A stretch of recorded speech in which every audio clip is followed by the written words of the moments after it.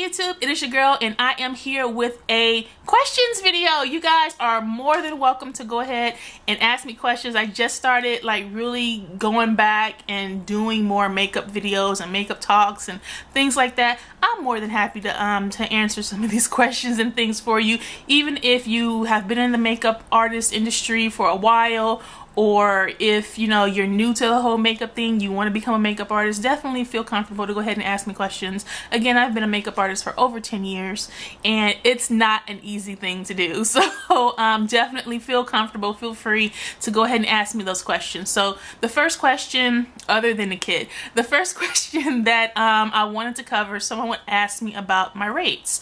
Definitely you want to keep in mind your location. I'm in Los Angeles, California, so my market is going to be for Hollywood, Los Angeles, Palos Verde. I don't know if you're familiar with the area. So my market are like, is those places. So I can definitely, my clientele, make a little bit more money so I can charge a little bit more. So that's basically me. So say for instance my cousins who are from Mississippi or Louisiana and they want to be makeup artists, they're probably going to be charging a little bit less than what my flat starting rate is. In order to get a good idea, definitely hit Google, look at different makeup artists in your area, what they're charging, and you can kind of get an idea around where you should be. The second is your skill level. If you are a professional makeup artist, if you have a license, like as an esthetician, as a makeup artist, you went to school, things like that, definitely that will enable you to charge a little bit more because your skill level is going to be different than someone that is just starting. Yeah, you get some great amateur makeup artists or beginning makeup artists that have a natural born talent for it, but you are trained, you have a license, you have a diploma, you are trained to do what you do. So yeah, that can help you to charge a little bit more than let's say me versus, let's come up with a name, Mary. Me versus Mary. So Mary doesn't have a certificate, Mary doesn't have a diploma, Mary never worked at a counter or anything, but I have, so I can charge a little bit more. Let's see, what else is a factor? Location, experience, your kit. Your kit is definitely a factor. Normally when I do proms and weddings and things like that, I have a whole group of women just looking at me, sweating it out, beating his face, and they're also looking at the stuff that I have in my kit. That's kind of how, you know, people take from me because my back is turned, my kit is over there. But what you have in your kit definitely allows you to charge a little bit more. I hate to say it, I do, but people look for high-end brand products when you're doing makeup on someone else. So if I was doing a prom makeup and someone's looking over, oh, she uses MAC, oh, is that Yves Saint Laurent, oh my god, is that Bobbi Brown? So they're looking at all the stuff that I have in makeup in my kit versus like, oh, she uses Revlon. Yeah, I do, but you know, that's the mentality that you're working with. They're looking for someone that's a professional and they think that you're more of a professional by the stuff that you have in your kit. So I definitely do have both name, higher end luxury boutique brands, and then I have some other stuff. Again, I'm going to do that video that I get at the drugstore, and then there's tricks around it, and I also will tell you that in the video. So that's another way to charge more. Once you have built your clientele, and a cool way to build your clientele is of course getting with different people that are in the industry. Again, I'm in Los Angeles, my degree is in film. I know a lot of people that were film majors. I did student films and projects and they went on to do bigger and better things, and so I'm like a reference for them. I'm a special effects makeup artist. Well, I can be better, but I'm still learning. But I love special effects makeup artistry, and people know that about me. So not only do I do beauty, I love blood, I love gore, I love horror, I love animatronics, I love all of that stuff. So my skill level is like on a different level than your average beauty makeup artist. So I'm able to network and you know, build a portfolio based off of the things that I have done for other people. So that again allows me to be able to charge more money, because I'm not only have my professional makeup artist, I have a different skill level and I see things differently than just everyone. Like I see color and everything differently. I am an artist too. I'm a muralist, I'm an artist, I'm a painter, I'm a sculptor, all that jazz. So I just see things a little bit differently than the average makeup artist. Let's see what else about the kit. As far as rates, you also want to keep in mind your clientele, because don't forget, a lot of these people like for prom makeups and wedding makeups, they can just go to the counter, a MAC or a Bobbi Brown, and like pay $40 to $50 in product and then get their face done, you know, just for that amount. Whereas a key thing for me is that I'm coming to you. I pack up my kit, which I do call, I have a packing fee depending on how much stuff that I need to take. I have a travel fee. Normally it's within a 10-mile radius of my zip code. Is just a regular flat fee.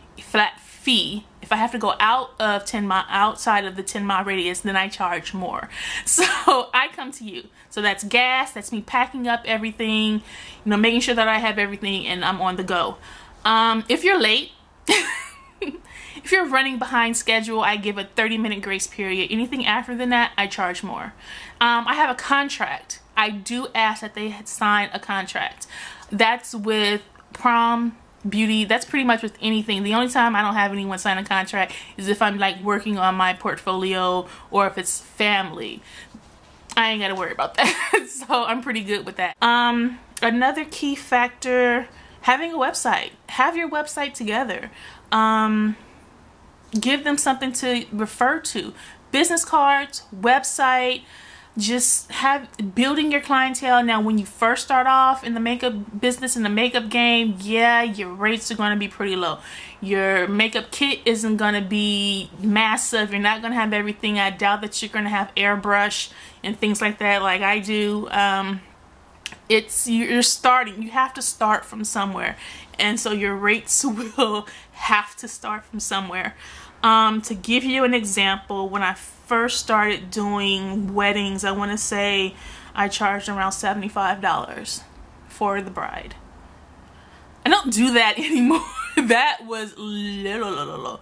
My weddings start at about $300 and goes up from there, and that is for a neutral look. That is me, and that's for the day of the wedding. This is just to give you an example. Day of the wedding, it is $300. I do require, it is mandatory that we have a pre-wedding trial. The pre-wedding trial, yeah, that's $75. So that's me meeting with you, going through a consultation, talking about, you know, the needs of your skin. It is vital. Your skin, I need to know the condition of your skin. I need to know, do you break out a lot? Am I supposed to be bringing stuff with me? If you have any type of tattoos that you want covered, a lot of brides have tattoos just all over the place, and they don't want that on their wedding day because they're wearing a strapless gown. I need to know if I need to bring tattoo cover up. I need to know if you sweat a lot. I need to know if you're a crier. I need to know, I need to be prepared, and that's like, I need to make sure that I have all of that stuff with me when I come for the wedding day. Now, wedding day, that means I'm there all day. So I don't just show up for, unless, you know, we made an arrangement, but normally I don't just show up, do your makeup and leave. No, I'm there for to do your makeup. I'm there to help you get dressed. I'm there to help with the hairstyling. I'm there for you to take pictures. A lot of people take pictures in their wedding dress. I'm there for the reception. I'm there basically the entire day from start to finish with the bride. I'm like next to, like, with the mother of the bride and the bridesmaids and the maid of honor. I'm like next in line. I'm there the entire time. I make sure that your pictures are flawless, any touch-ups that need to be taken care of, the lipstick that may have worn off after the kiss, I'm there. When you eat the cake and your groom smashed the cake in your face, I'm there. So yeah, that's kind of, it's not like I just show up and then I'm out the door, unless we made that arrangement. So that's just like an example. Then, you know, and that's just a flat rate. If you want airbrush, I charge more. If, you know, it just really depends on what the client needs. And in the Los Angeles area, $300 really isn't much. So if you are in, I don't know, Tennessee somewhere, and it's not a very popular urban area, then maybe that is like out of the question. Then maybe your rate should start at around maybe 100 or 150, so like half. And my rate is pretty darn good for around here. I've seen people start at $400 and $500. Another thing that you have to take into account, even though that you do the test run, 6 times out of 10, when you get there, the bride is going to want to change something. So you're going to have to kind of anticipate all that stuff. And that, it's just, oh my gosh. So that's a whole different video. So I can definitely go in and talk about all those things in a different video. But yeah, this is pretty much about the rates and what to charge and how to come up with a flat rate fee. And yeah, that's about it, you guys. It's a lot. It is a lot of work and a lot of things to take into consideration when coming up with your rates and how much you charge. So hopefully this information helped, and I will talk to you guys later.